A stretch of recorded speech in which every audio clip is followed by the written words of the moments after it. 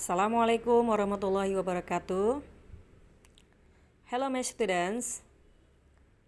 Our material today is about procedure text. Okay, I give you the slide. You can see the slide while I'm explaining this material for you. Procedure text definition to inform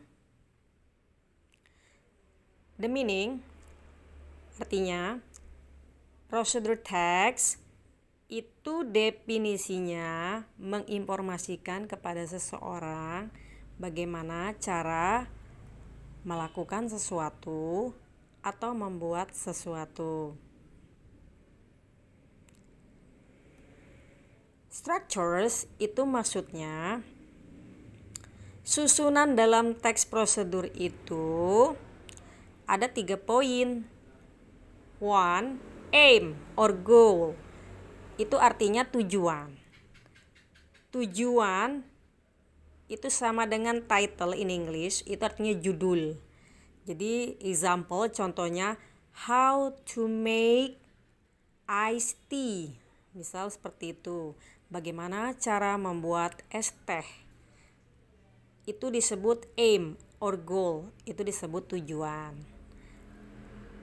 Berikutnya itu ingredients or materials, bahan-bahannya akan dicantumkan di bawahnya. Biasanya cara membuat es teh, apa saja bahannya? Pertama, teh. Kedua, gula pasir. Ketiga, air panas. Misalnya seperti itu. Dan keempat, batu esnya.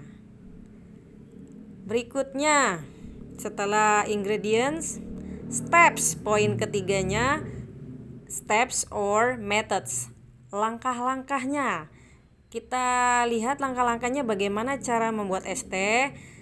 Dimulai dengan langkah pertama, biasanya firstly, misalnya pertama kali we boil the water, kita rebus air. Then we prepare the tea. Then pour the water on tea. Lalu kita tuang air panas dalam teh. Berikutnya ketiga, langkah-langkah berikutnya diaduk dengan gula pasir. Setelah larut baru disaring, kemudian tambahkan batu es.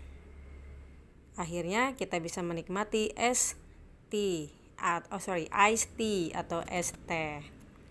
Itu namanya steps, langkah-langkahnya. Language features itu artinya ciri-ciri bahasa yang digunakan dalam teks prosedur. Poin yang paling utama itu present tense, menggunakan kata-kata atau kalimat present tense. Kedua, imperatif, yaitu kata perintah.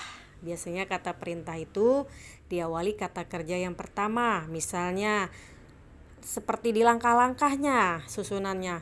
Pertama, rebus air.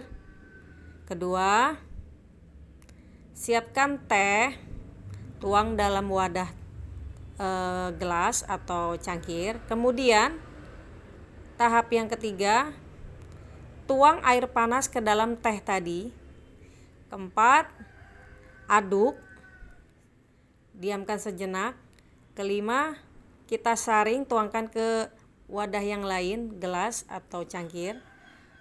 6, disaring. 7, kita masukkan batu es. 8, tambahkan gula secukupnya.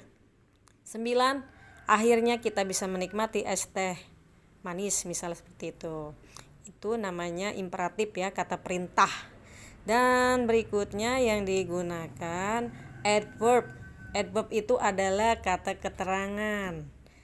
Misalnya slowly, di situ artinya dengan pelan-pelan. Misalnya aduk teh dengan pelan-pelan. Begitu contohnya. Oke, sekian itu saja penjelasan dari Mem Ari. Selamat belajar. Thank you.